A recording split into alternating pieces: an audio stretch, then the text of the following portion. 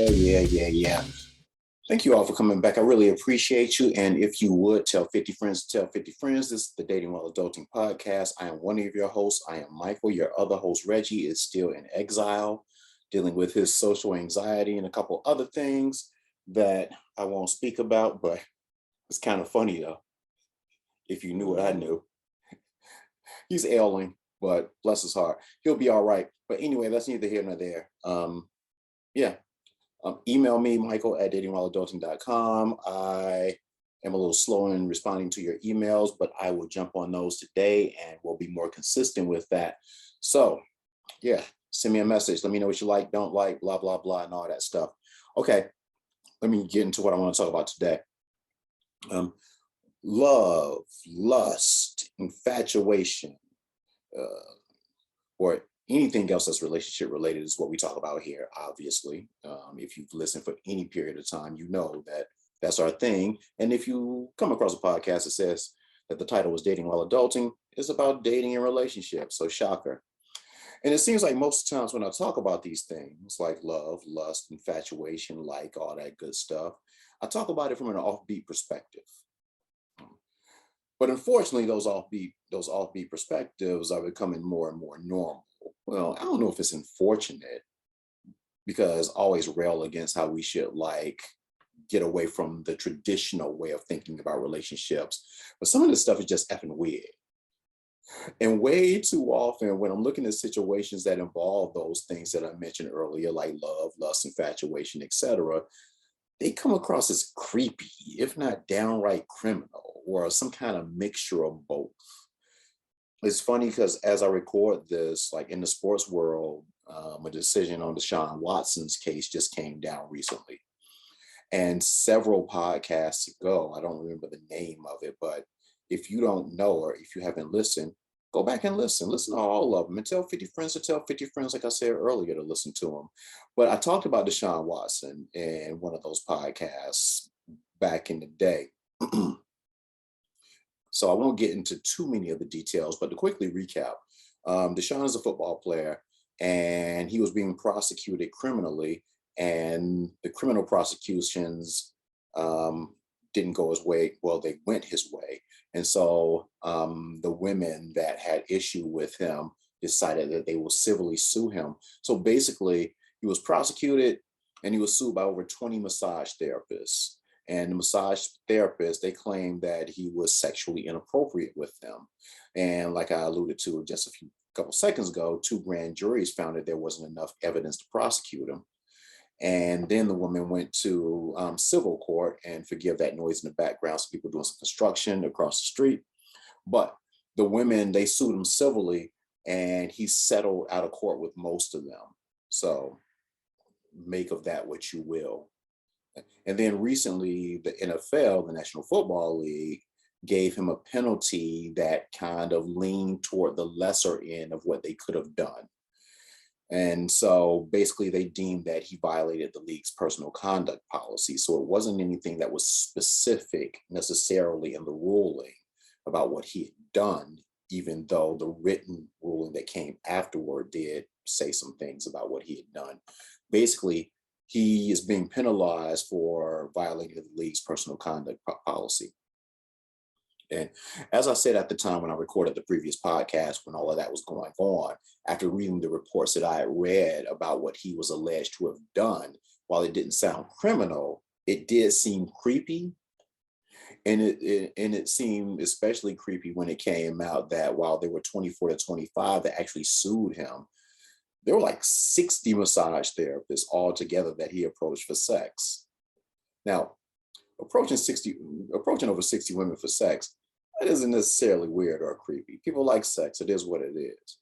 It is a little weird that he has a thing for massage therapists in general, though. Like, but why am I knocking that? I mean, shoot. Everybody has a fetish or fetishes. So me, the one who rails against traditional ways of thinking in relationships, I can't knock anybody for having a fetish. He likes massage therapists, or I guess that was the easiest way to, I don't know, achieve what he wanted to achieve with these women or whatever. So It is what it is.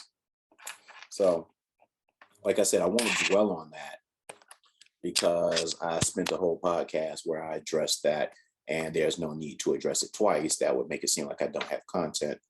And I do, and I do. So, um, go back and listen to that episode. Tell 50 friends to tell 50 friends. Not criminal, a little creepy. It is what it is. So, but keeping on that same criminal slash creepy theme, I came across a story about Ricky Martin. Ricky Martin was in the singing group Menudo.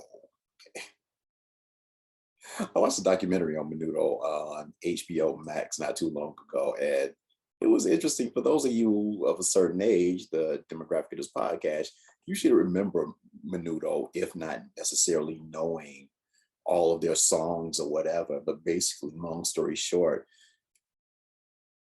it was a group of kids, teenage kids, and as the kids would get older, they would just replace the older kids with newer kids. So it was the same group. Well, the group had the same name, but it just like cycled members in and out. And people back in the day, they still were all into them. It's like I think about like New Edition, the Backstreet Boys, or NSYNC. If you just replace like Justin Timberlake or Ralph G. Tresvant, Bobby Brown, it's like, would you still have the same group? Would you still be as big a fan? Anyway, that's neither here nor there. But I will say, Earth, Wind, and Fire is coming to town to do a concert, and I don't think any of their original members are left. It's neither here nor there. Anyway, Ricky Martin was in that group, and then eventually, after he got kicked out of Menudo for being too old, he went on to have solo success. He had the song "Living La Vida Loca" and a couple other joints. Even if you aren't a fan or aren't familiar with him, I'm sure if you heard one of those songs, you'd be like, "Oh, okay, I do know that dude." Anyway, Ricky Martin has been accused of having sex with his nephew. And if you hadn't heard this before and your first reaction was like, whoa, then join the club, because that was pretty much my first reaction. Okay, let's unpack this. Ricky Martin is gay. There's no secret there. I mean, he's come out and I thought he was married. I should have done more research before I actually started talking about this. I thought he was married, but either way, he was gay. There's no secret. And so it is what it is. Ricky Martin's nephew is 21. So he's not a pedophile technically, but it is a bad look. I think it's fair to say that that's a pretty bad look. And so this turned into a legal thing because the nephew filed for a restraining order against Ricky Martin. And he cited harassment in that order. And basically, if you will allow me to paraphrase, in the restraining order request, basically, the nephew had Ricky Martin whipped. And as a result, Ricky Martin started stalking the kid being a young adult. And again, that was me adding some creative license to that. I don't know that Ricky Martin had him whipped. Matter of fact, Ricky Martin denies the whole thing. And to be fair, like I said, he denied the whole thing, and the nephew has since withdrawn the harassment claim and the restraining order requests. So, like the Deshaun Watson case, but not really like the Deshaun Watson case, this isn't technically criminal because the kid was of legal age. It took a criminal spin when he filed for a restraining order and took it through the legal process like Deshaun Watson's accusers have done. But while it technically isn't criminal because there was no prosecution there, I think we all can safely say that is creepy.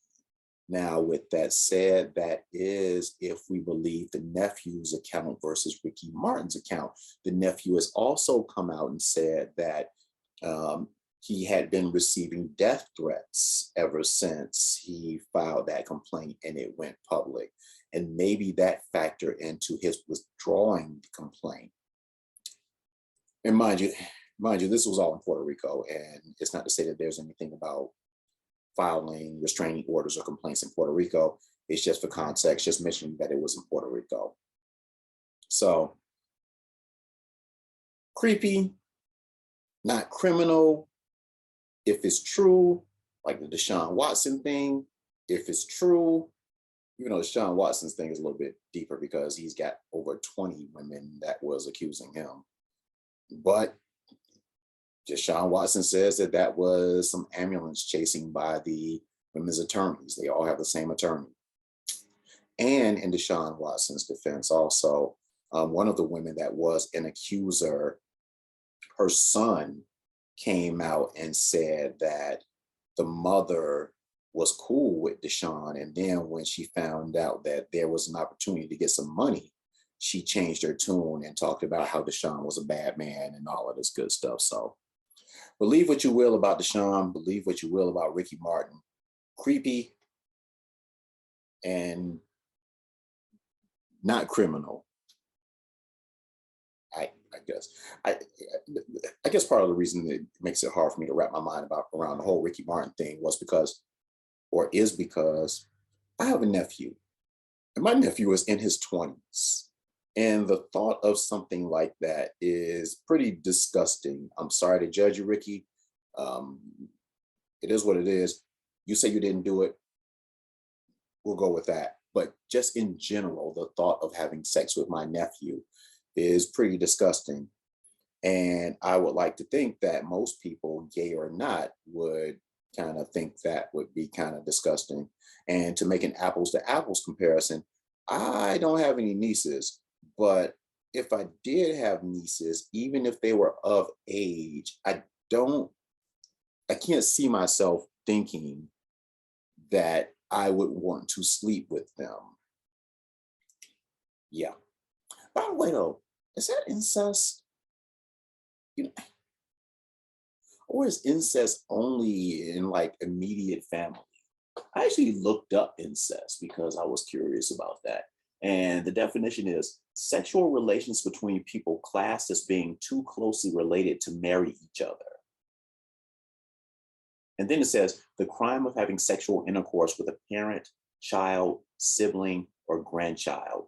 So I guess it is the immediate family, but going to the first thing, can you marry a distant cousin or like a step relative? I mean, is that incest? It's probably not a step relative, but I don't know if you have the same bloodline. But those distant cousins can get really distant. I don't know. I don't know. And even talking about this makes me feel even more creepy. So the next topic that I'll bring up is both kind of creepy and criminal. Well, well, well. All right. There were questions about the criminality of the previous two examples that I used. There really isn't much, there really isn't much question about this one. The criminality is what I mean. I'm talking about Giselle Maxwell. Gazelle, I think it's Giselle. We're going to go with Giselle for this. Giselle Maxwell was recently sentenced to 20 years in prison. So that addresses the criminality. And for those of you that don't know, Giselle was convicted for helping Jeffrey Epstein recruit underage girls for him to sleep with. Jeffrey Epstein, who is, I guess I should say was, a rich New York dude. He had been previously convicted and he had been sentenced and has since killed himself in prison. Or at least that's what the reports say. Some have said that the prisoners killed him. It's always weird when someone hangs themselves, and there were questions about how could he hang himself considering the conditions in which he was kept. Anyway, he's dead. And for what I understand about from prisoners, it's weird because talk about an honor amongst thieves. There's a code amongst prisoners, and they're not all that accepting of pedophiles. So it speaks to how they might have had something to do with it. Or Jeffrey Epstein, after being like super rich and being able to do whatever he wanted in the world, the thought of living the rest of his life in a little box might have been enough to kill himself. Yeah, but he's dead. And now Giselle is in prison for recruiting the girls for him. Again, creepy and weird. Now, what makes this weird, besides the obvious, or I should say more weird, is that Giselle was in love with Jeffrey. And to try to make him fall in love with her, she felt like she could do that by helping him find girls to sleep with. Like I said earlier, there's a good documentary on Stars about her. It's a 4-part documentary, and I would encourage everybody to look at that. It's pretty interesting. And there's also a documentary about him on Netflix, about the two of them actually, but it focuses primarily on him. But interesting documentaries because the story is interesting, at least it is to me. And so, yeah, so she thought that she could make him fall in love with her by recruiting girls for him to sleep with. And I guess that by doing that, he'd eventually see her as his ride or die and would commit to her old ass one day. She's like 60 now, which isn't old, but it ain't 14, which it seemed like what he was more attracted to. It's like he probably looked at her like a grandmother or something like that. It's like you can't look at, if 14, 15, 16 teenage girls are your thing, you go from that to looking at a 60-year-old, and let's say he went to jail, I think, in 2015, so she would have been in her 50s. But going from a teenage girl to a 50-year-old, she never had a chance. It's weird that she didn't get that. That's obviously what he's attracted to. But one day he's going to find religion and realize that you're the one for him.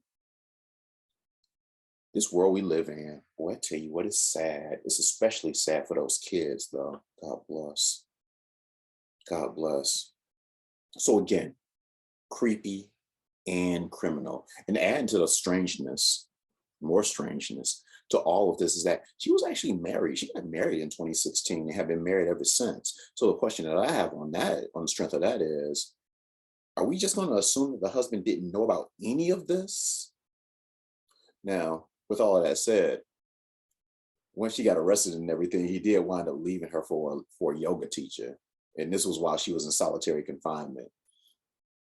And in this case, some people will still look at the husband as a bad guy for leaving the woman in that case. But hey, others will say it's karma.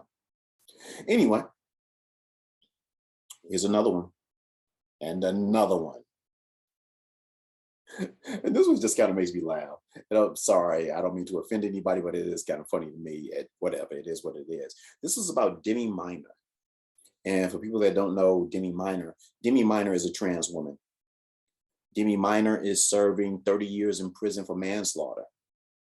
So that addresses the criminal part of this whole thing. Demi was serving her time in a woman's prison. She's a trans woman, so she was serving her time in a woman's prison. And this is because of a court case, I believe in 2001 in the state of New Jersey, where she is being held, where they sued to have trans women stay with women because of obvious things that might happen if they were sent to men's prison. And so Demi was in a woman's prison, and she was in that woman's prison until she wasn't in that woman's prison. While Demi was serving her time in the woman's prison, Demi, the trans woman, and I keep bringing that up for a reason, all of a sudden, 2 fellow female inmates in the woman's prison wound up pregnant. How in the world did that happen? Did it happen because the guards, got a little touchy-feely? No.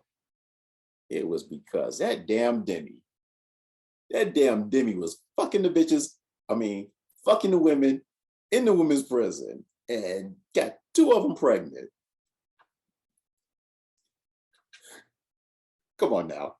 If that shit's not funny, come on now. Damn it, man.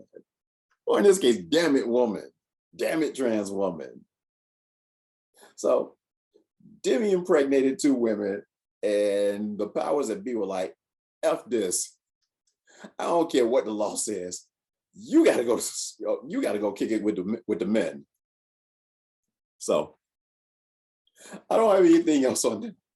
I actually have a lot more on that, but I'll just leave that there for you all to process and come up with your own conclusions about that.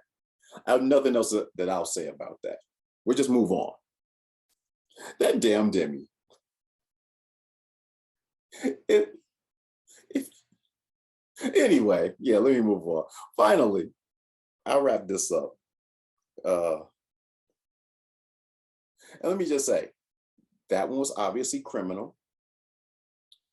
Creepy, you make your own decisions about that one. So I'll end by talking about Kashante Short.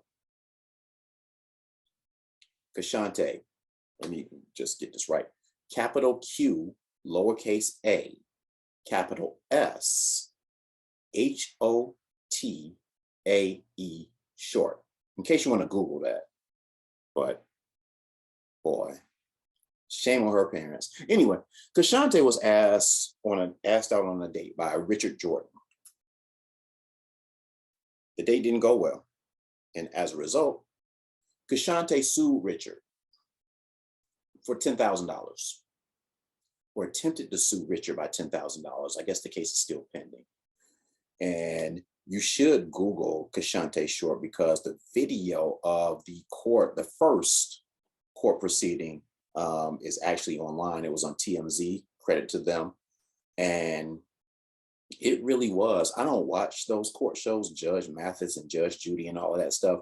But boy, I tell you what, this was something from, it very well could have played out on that show, on one of those shows. So she sued him for $10,000.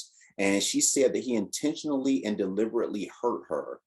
And this is the quote: when he did not show and left on her mother's birthday, and her mother had just passed. Now, I don't know exactly what that means, because obviously he showed for the date, even though the way she quoted, and that's a quote that I just read. It wasn't something that I interpreted. So I don't know what she meant by didn't show and left. But either way, it's safe to say that the date didn't go well. Richard said that they did go out one time, and he was just thinking that the case would be thrown out. But when you file a complaint, it's not that simple to get it thrown out. He has to actually file to get it thrown out. So, but Richard acknowledged that they went on a one date and they didn't get along. And if you watch the video of Kashante, yeah, all I'll say is, it's not a surprise that they didn't get along. And it wouldn't be a surprise if Kashante found it hard to get along with anybody. That mess was just a mess. So that's what happened. They had one date. It didn't go well. She decided to sue him for $10,000. It surrounded some emotional baggage that she's carrying because her mother just recently passed. And I guess it was her mother's birthday that he decided to take her out on. And that added to the emotional distress that she was feeling. So that is criminal-ish, because she decided to take it through the legal process. Well, not criminal, because there was never any fear of him being arrested or prosecuted for anything. But she did take it to the legal system, which does cross into like somebody doing something wrong. So not technically criminal. I don't even know that we call that creepy. It's just plain stupid. But I still wanted to add it in with these others just because I found it funny. And as we were like, these things progressed, they kind of got more funny and more ridiculous. So why not add that one in? So with all that said, this episode was about different levels of creepy and weird. And it speaks to how relationships are creepy and weird. And it speaks to the stupid things that we'll do for love, lust, infatuation, or anything else related to relationships. I tell you what, we need to be nicer to each other. And I say that all the time. We need to be more respectful of each other. We need to be real with each other.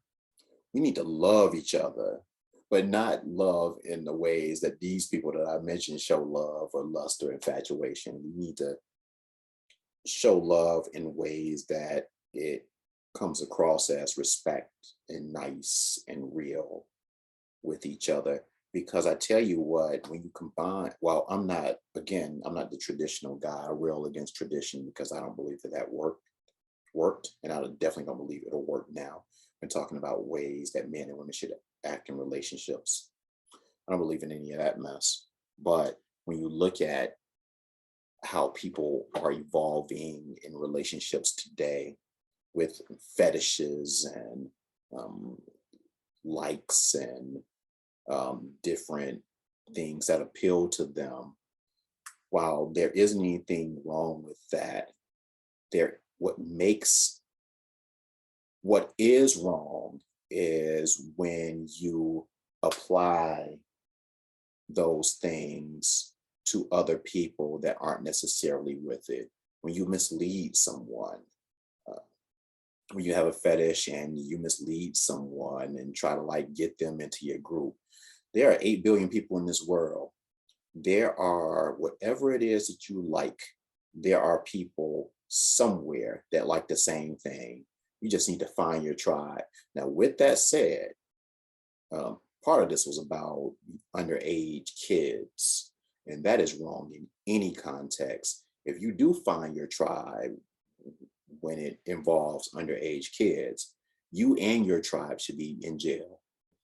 So I want to be clear that that does not fall under the umbrella of finding your thing and finding your tribe. And guess I should add that whatever your thing is, it should be legal. So it goes into the category of not hurting anyone. So it is what it is.